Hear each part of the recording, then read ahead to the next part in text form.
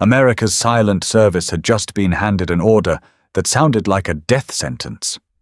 In the summer of 1945, 9 United States submarines were told to dive beneath one of the most heavily mined waterways on Earth, slip past thousands of contact mines suspended like invisible razor wire in the black water of the Tsushima Strait, and surface inside the Sea of Japan itself, a body of water the Imperial Japanese Navy considered untouchable, a sanctuary where merchant convoys moved without escort because no enemy vessel had ever penetrated its defenses and survived. Japanese commanders had calculated the odds of an American submarine making that crossing at essentially 0. They were wrong, and what followed would shatter their sense of security so completely that surviving officers later described the experience as something close to supernatural dread. Ships vanishing in waters they had been told were sealed shut, with no warning, no explanation, and seemingly no way for the enemy to have gotten there at all. By mid-1944, the United States submarine force in the Pacific had already become one of the most devastatingly effective weapons of the entire war, sinking Japanese shipping at a rate that was strangling the home islands of fuel, rubber, and raw materials faster than American surface fleets or even strategic bombing campaigns could manage. Yet there remained a glaring gap in that blockade. The Sea of Japan, bordered by Japan, Korea, and the Soviet maritime coast, functioned as a protected inland highway. Convoys loaded with oil from Southeast Asia and troops being ferried from Korea and Manchuria moved through those waters with minimal escort, because the only 2 entrances large enough for submarines, the La Perouse Strait to the north and the Tsushima Strait to the south, were both choked with defenses. Tsushima in particular had become a graveyard in waiting. Japanese naval engineers had sown the strait with dense fields of moored contact mines, and unlike the mines Allied forces were accustomed to clearing with sweepers, these were laid at depths and in patterns specifically designed to catch submarines running submerged, not just surface ships.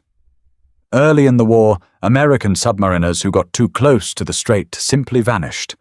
There were no survivors to debrief, no wreckage to study, only the chilling silence of boats that stopped checking in. Existing sonar technology of the era was nearly useless for the job. Active sonar pinged too loudly, alerting any listening destroyer to a submarine's exact position, while passive sonar could pick out other ships, but was effectively blind to a stationary metal sphere floating quietly in the dark, tethered by a thin cable to the seabed.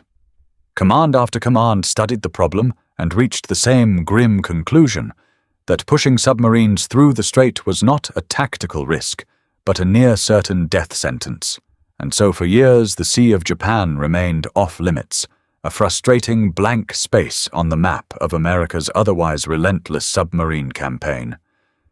The man who refused to accept that blank space was Charles Swede Mommsen, a submarine officer whose name was already legendary within the service, for reasons that had nothing to do with offensive weapons.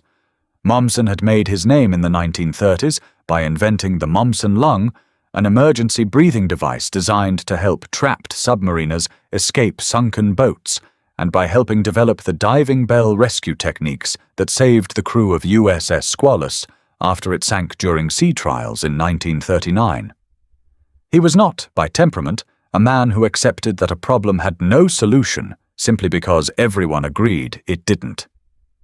By 1945, now a captain and serving as commander of Submarine Squadron 2, Mommsen had spent years absorbing every report, every fragment of intelligence, every theory about why submarines kept disappearing near Tsushima.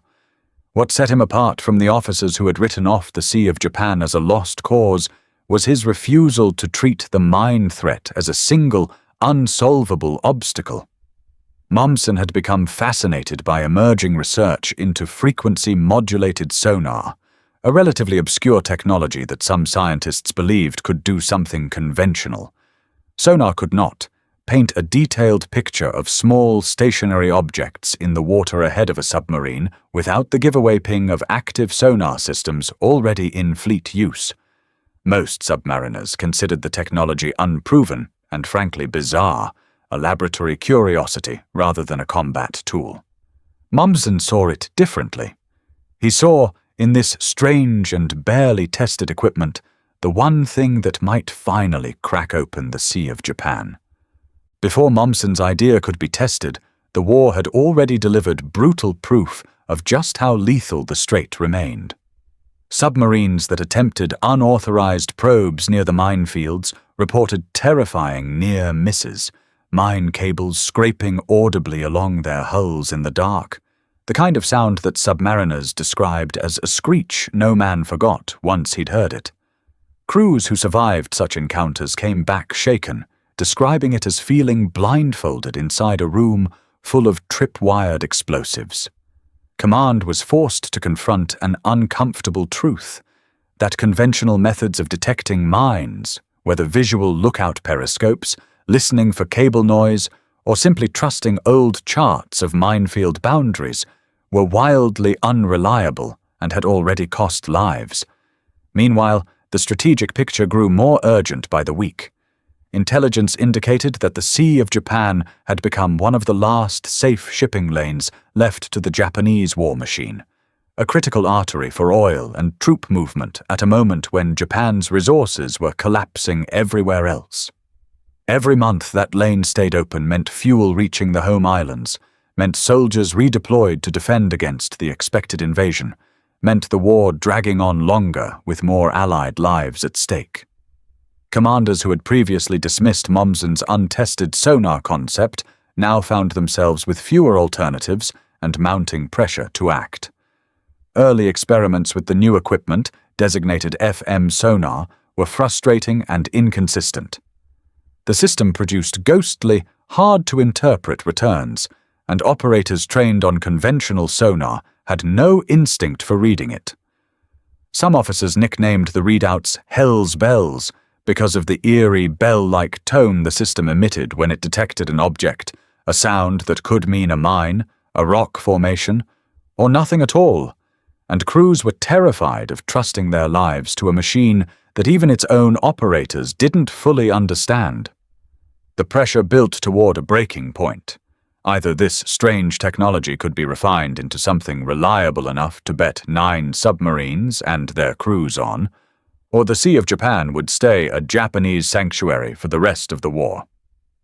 Mommsen's answer was to treat the FM sonar not as a finished weapon, but as a problem to be engineered around the specific, narrow task of mine detection rather than general undersea search, and to build an entire operational doctrine around its strengths and blunt its weaknesses. The technical breakthrough was that FM sonar swept a continuous changing frequency rather than firing a single sharp pulse, which allowed trained operators to detect the distinctive return signature of a small moored object, like a mine anchor cable, at much shorter range and with far less risk of alerting nearby listening posts than traditional active sonar pinging would. In practice, this meant a submarine could creep forward at minimal speed, sweep the water immediately ahead in a narrow cone, and essentially see mines hanging in the dark before getting close enough to strike one, threading a needle that had previously been invisible. It was unconventional in ways that worried plenty of officers, because it demanded submarines travel slower and more exposed during the crossing than doctrine usually allowed, trusting an unproven device over speed and stealth. Mommsen pushed back against the skepticism by insisting on rigorous, specialized training, assembling crews who would drill obsessively on interpreting the strange tones of Hell's Bells until they could distinguish a mine cable's signature from background clutter almost instinctively. He also pressed for technical refinements to the equipment itself, working with engineers to sharpen its resolution specifically for the kind of small, near-surface targets a moored mine presented, since the systems as originally designed had been intended for broader undersea search rather than this needle-in-a-haystack precision work. Critics within the submarine force still considered the entire scheme reckless, arguing that even perfect mine detection couldn't account for every variable in a strait bristling with Japanese patrol craft and listening posts, and that slow-moving boats sweeping for mines would be sitting ducks if discovered. Mommsen's answer was characteristically direct. Doing nothing was guaranteed to keep the Sea of Japan closed forever, while a carefully trained, technically sound attempt at least gave the Navy a fighting chance at cracking it open. What happened next would determine whether years of frustration and a small, stubborn officer's faith in unproven equipment would pay off, or end in the kind of silent catastrophe that had swallowed submarines near Tsushima before. The operation that emerged from Mommsen's planning, codenamed Operation Barney, called for 9 submarines, organized into 3 coordinated groups nicknamed Wolf Packs, to make the underwater crossing through Tsushima Strait using FM sonar to navigate the minefields rather than avoid them entirely. Before committing live crews to the crossing, Mommsen insisted on extensive rehearsal, running boats through simulated minefield conditions and drilling sonar operators relentlessly until their confidence in reading Hell's Bells replaced their fear of it. Senior commanders remained visibly anxious as the operation's launch date approached in June 1945, fully aware that if the technology failed even once, an entire submarine and its crew of roughly 80 men could be lost in seconds with no possibility of rescue. The first boats to actually attempt the crossing reported tense, nerve-shredding hours as operators listened to the bell tones of the sonar and plotted mine positions in real time, threading their vessels through gaps sometimes measured in mere yards, while the rest of the crew sat in near silence, knowing that a single misread signal could be the last sound they ever heard. Early results stunned even Mommsen's supporters. Boat after boat reported successful passages, mines detected and avoided exactly as the technology had promised, and by the second week of June, all 9 submarines had threaded the strait and emerged undetected into the supposedly impenetrable Sea of Japan. The devastation that followed was immediate and, for Japanese commanders, almost incomprehensible. Operating in coordinated wolf packs across roughly a 10-day period, the 9 submarines of Operation Barney sank a substantial portion of the merchant tonnage moving through the Sea of Japan, historical accounts crediting the operation with roughly 28 enemy vessels destroyed before the boats withdrew, a staggering toll inflicted in a sea Japanese naval planners had treated as essentially a private lake. The psychological impact arguably outweighed even the material losses. Japanese commanders who had assured shipping companies and military planners that the Sea of Japan remained secure now had to explain vessels disappearing without warning in waters supposedly sealed by minefields that had worked flawlessly for years. There was no visible enemy, no torpedo wakes spotted before impact in many cases, simply ships gone, and the resulting panic disrupted convoy schedules and troop movements at a moment when Japan could least afford the chaos. Individual patrol reports from the operation described captains threading their boats past mine cables close enough to nearly touch the hull, trusting nothing but the strange electronic tones in their headphones, and emerging on the other side into waters no American vessel had operated in throughout the entire war. Tragically, the operation was not without cost. USS Bonefish, one of the 9 boats, was lost during the operation with her entire crew, a sober reminder that even revolutionary technology could not eliminate the war's brutal arithmetic.